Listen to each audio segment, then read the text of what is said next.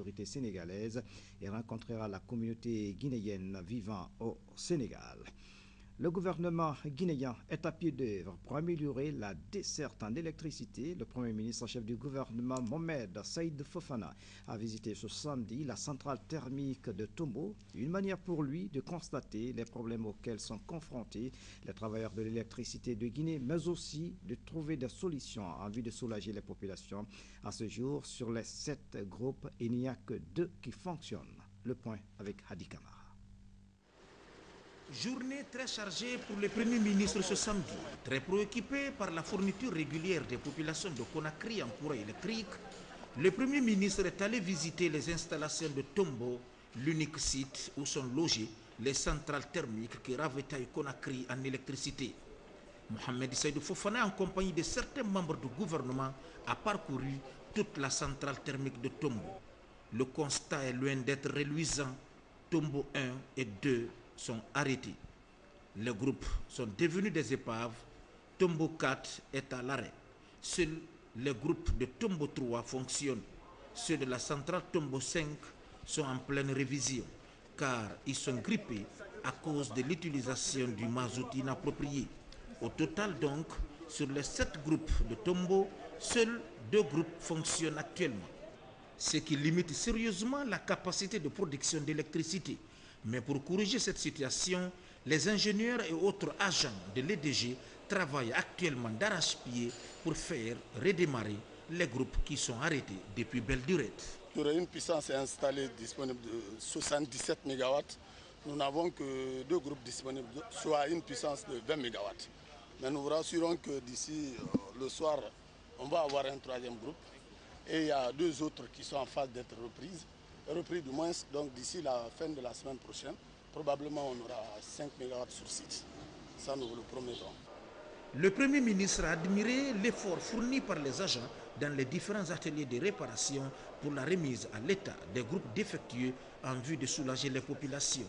Mohamed Saïdou Fofana a déjà envisagé des mesures pour éviter de telles situations à l'EDG. On ne peut pas s'imaginer que durant des années, les gouvernements successifs ont injecté des milliards pour donner du courant à la population guinéenne. Et on constate malheureusement que tout est vieux ici, c'est vétus, ça sent même une ville abandonnée. Alors néanmoins, il y a espoir, puisque les gens sont à la tâche et les travailleurs nous ont promis qu'ils feront en sorte que des groupes soient remis en état. Et le gouvernement a fourni déjà un premier effort pour faire acheter des pièces nécessaires. Et certainement, il y aura de l'amélioration dans les jours à venir. Mais ce que je dois dire à tous les Guinéens, c'est que le problème de l'énergie en Guinée est un problème qui intéresse tout le monde. Ce n'est pas seulement la production qui doit être corrigée, mais nous devons revoir notre modèle de consommation. Il faut que chacun soit honnête avec lui-même. Les gens ne payent pas leurs factures au niveau qu'il faut. Alors tout ça doit être remis à plat pour que chacun sache réellement quel effort il doit faire. Sinon, quels que soient les efforts financiers qu'on fournirait ici, le courant n'arrivera jamais dans tous les ménages. Et ce serait dommage.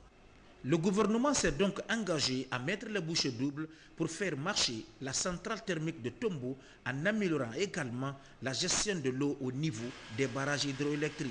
L'objectif étant pour les nouvelles autorités de sortir dans le premier temps Conakry et ses grandes villes des ténèbres de l'obscurité.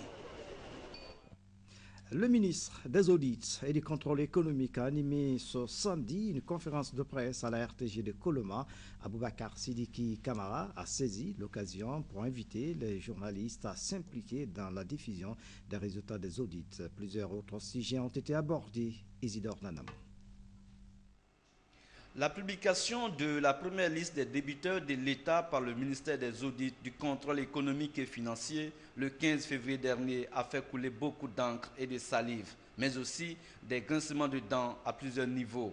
Rompre avec les rumeurs sur la véritable mission des audits et mieux impliquer les professionnels de l'information dans la diffusion de tous les détails liés aux créances de l'État. Voilà la lecture qui se dégage de ce point de presse. Je voudrais bien entendu rappeler à l'opinion nationale et à la presse que le ministère des Audits, du Contrôle économique et financier a pour mission principale le contrôle et l'évaluation des politiques publiques, des politiques économiques et financières de l'État.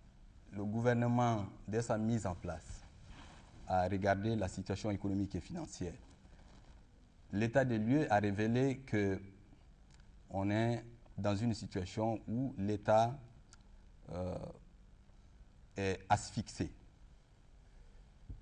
Des créances existent sur des opérateurs économiques qui ont des relations commerciales avec l'État, qui ne se sont pas, qui n'ont jamais été régularisées sur plusieurs exercices budgétaires.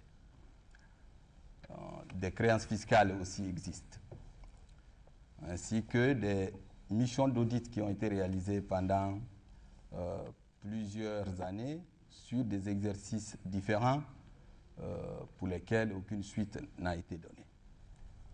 Tout le temps, tout le monde dit que la Guinée est un pays riche, mais nous sommes un pays pauvre. Je le rappelle, très pauvre.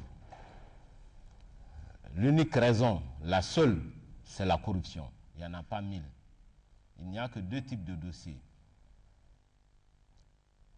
Les premiers ont trait à des créances commerciales de l'État avec des privés qui ont fait des contrats avec l'État. Deuxième type de dossier, c'est simplement des détournements des fonds publics par des fonctionnaires véreux. Donc c'est très simple, il n'y a que 2. Les journalistes présents se sont intéressés aux questions, entre autres, le processus de recouvrement, l'évaluation globale des créances de l'État, le comité d'audit parallèle au contrôle économique et financier. En réponse, Aboubakar Sidiki Koulibaly a indiqué qu'il y a plusieurs milliards qui sont compromis. Je ne peux pas donner un montant précis. Je pense que le gouvernement a montré sa bonne volonté en donnant 30 jours. Les gens ne sont pas venus. La mesure était prévue dans ce même communiqué, c'est procéder à la publication et prendre des mesures restrictives qui vont permettre à ceux qui sont en cause de venir vers nous pour regarder et trouver une solution. Au demeurant, le ministère des Audits, du Contrôle économique et financier veut tout simplement rompre avec les vieilles habitudes dans la gestion des fonds de l'État, comme pour dire que la mission des audits est loin d'être une chasse aux sorcières. Le ministre de l'Information, Duris Diendoré, présent à ce point de presse, a saisi l'occasion pour informer les médias des nouvelles dispositions prises par le gouvernement pour faciliter l'accès à l'information dans les différents départements ministériels, avant d'inviter les médias à s'impliquer davantage dans la lutte contre la corruption. L'autre image de l'actualité nationale, le ministre de l'Enseignement préuniversitaire vient de lancer à Mamou l'atelier de renforcement des capacités des enseignants du primaire dans la région de la Moyenne-Guinée. Le ministre a également visité le centre FIER. Entendez, filles éduquées et réussissent. Un centre qui œuvre pour la bonne formation des filles sur les pas du ministre Yaraï Diallo. Ils sont plusieurs cadres de l'éducation à prendre part à cet atelier sur le renforcement des capacités du personnel enseignant dans la région de Mamou.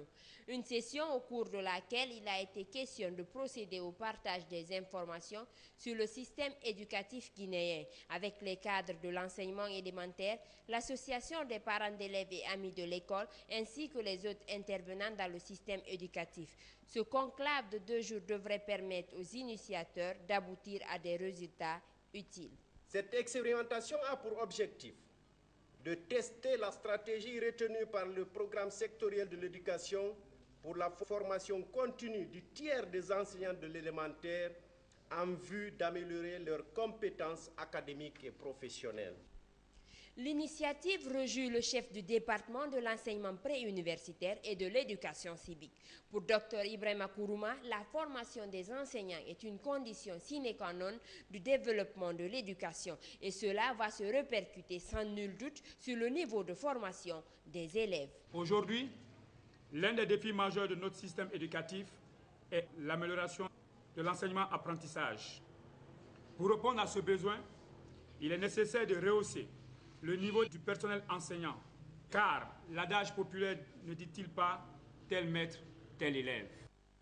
De Mamou, Dr Ibrahima Kourouma s'est rendu à Dalaba et Pita où les mêmes travaux se sont déroulés. Une manière d'encourager les enseignants à mieux s'investir dans la formation des élèves. Avant de regagner Conakry, le ministre et sa suite ont visité le centre FIER, Filles éduquées réussissent. Ce centre est le fruit de la coopération guinéo-allemande. Il vise à aider les jeunes filles à mieux réussir dans leur activité scolaire. Cette année, la structure FIER, qui jusque-là était seulement présente en Moyenne-Guinée, va s'élargir sur les autres régions du pays. À Conakry, le ministre de l'Enseignement technique et de la formation professionnelle a, lui, visité l'École nationale du secrétariat, d'administration et du commerce, une visite au cours de laquelle Albert Damantan a procédé à la remise des livres servant de guide pour les futurs secrétaires. Gadi Keita, reportage. Pour s'enquérir de l'état des lieux relevant de sa juridiction, le chef de département de l'emploi et de la formation professionnelle a pris son bâton de pèlerin pour visiter l'École nationale de secrétariat, d'administration et de commerce en sac de Donka. Une visite couronnée par la remise des livres de tout genre en matière de secrétariat qui servira à remplir la grande bibliothèque de l'école. Un don offert par Nantene Keïda, femme d'affaires. En recevant ce matin cet important don de 12 cartons de livres divers, ce don est pour nous un signe annonciateur d'un gouvernement au service de sa nation. Soucieux de la formation et de la qualification de la jeunesse à venir de demain, ce don qui honore à plus d'un titre mon institution nous va droit au cœur et galvanise davantage de jeunes étudiants et étudiantes et formateur à lire, encore lire et toujours lire. Damantan Albert Camara a tout d'abord remercié l'œuvre avant de formuler quelques recommandations. Et nous venons livrer ces livres à Madame Souma, directrice de cet établissement, et demander aux étudiants d'en faire bon usage, aux élèves, d'en faire bon usage, connaissances pédagogiques, culturelles qu'elles vont acquérir à travers ces documents-là. Et j'espère que les casiers que vous voyez là, qui sont à moitié vides, aux 3/4 vides, seront dignement meublés par ces équipements-là. Également, Albert Damantan promet de faire le mieux possible pour rehausser le niveau de l'enseignement technique et de la formation professionnelle en Guinée. Et puis, le ministre en charge des sports s'emploie à promouvoir les activités sportives dans le pays. Aboubacar Titi Camara a engagé une campagne de distribution des ballons de football. La stratégie vise à relancer les activités sportives, surtout les activités sportives de proximité, j'allais dire. Les équipes féminines de foot et les associations de jeunesse et les équipes des forces armées ont déjà bénéficié des ballons. L'initiative est à encourager. C'est la fin de cette édition. À tous, merci de nous avoir suivis. Je vous retrouve à 20h30 et bonsoir.